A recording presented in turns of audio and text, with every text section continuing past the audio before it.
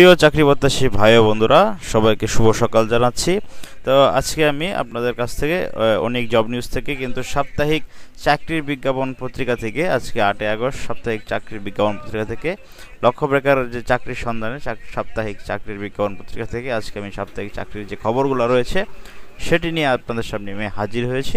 তো আপনারা জানেন আমি অনেক জব নিউজ থেকে সরকারি, বেসরকারি, এনজিও জব, ডিফেন্স জব, যে কোনো ধরনের চাকরির বিজ্ঞপ্তি আমি আমার চ্যানেলের মাধ্যমে প্রকাশ করে থাকি। যারা আমার চ্যানেলে নতুন তারা অবশ্যই চ্যানেলটি সাবস্ক্রাইব করতে ভুলবেন না, পাশে থাকা বেল আইকনটি চেপে দিবেন, তাহলে নতুন নতুন ভিডিও বানাতে আরও বেশি আগ্রহী হব।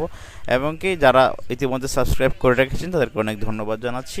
সেই সাথে চলুন আজকে আমরা নতুন বিষয়ে আলোচনা করি। নতুন কী এই সপ্তাহের চাকরির হট সার্কুলারগুলো কিন্তু রয়েছে। দেখুন, সাংস্কৃতিক বিষয়ক মন্ত্রণালয়ে কিন্তু 93 জন লোক নিবে। এখানে যদি আপনি এসএসসি, এইচএসসি বা ইন্টারমিডিয়েট পাস করে থাকেন অথবা স্নাতক পাস করে থাকেন, আবেদন করতে পারবেন। অনেকগুলো পোস্ট রয়েছে, আপনার ক্যাশিয়ার, অফিস সহকারী, কম্পিউটার অপারেটর, সার্টিফিকার, কম্পিউটার অপারেটর, বিভিন্ন পদে সাংস্কৃতিক বিষয়ক মন্ত্রণালয়ে আবেদন করবেন অবশ্যই। ইসলামিক ফাউন্ডেশন 364 জন লোক কিন্তু তারা নিবে। আপনার হোমিওপ্যাথ, লাইব্রেরি সহকারী, রেফারেন্স, স্টেনোগ্রাফার এগুলি পদে। বস্ত্র ও পাট মন্ত্রণালয় রয়েছে 190 জন। Computer operator, tailor master, mechanics, artist assistant, boiler operator এগুলি পদে বস্ত্র পাট মন্ত্রণালয়ে অবশ্যই কিন্তু আপনারা আবেদনটা করবেন।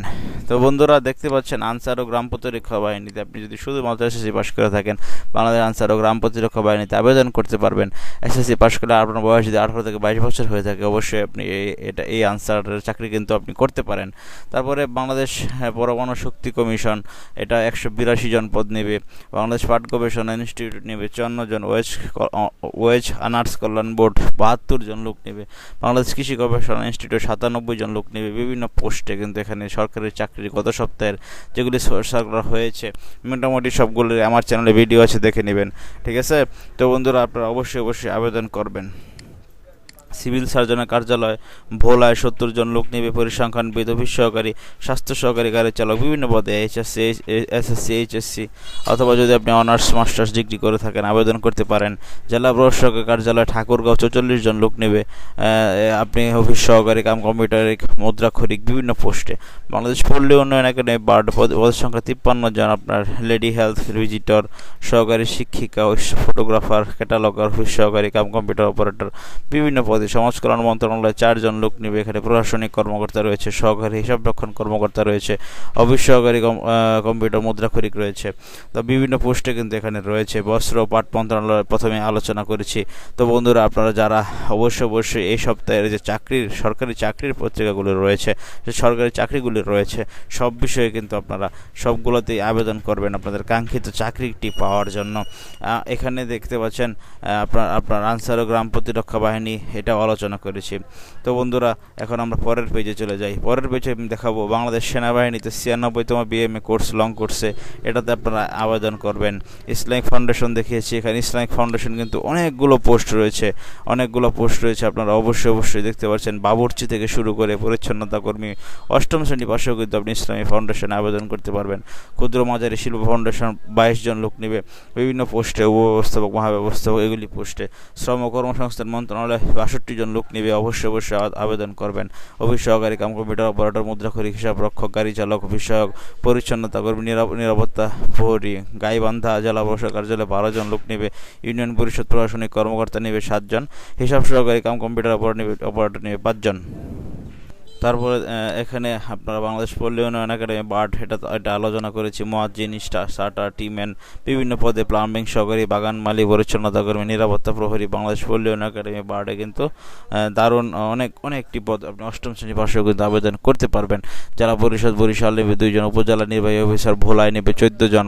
মহল্লাদার ও দফাদার বেদবিধিওয়ালা 14 জন লোক নেবে। মহল্লাদার গ্রাম পুলিশ ভোলায়। তো আপনারা অবশ্যই আবেদন করবেন।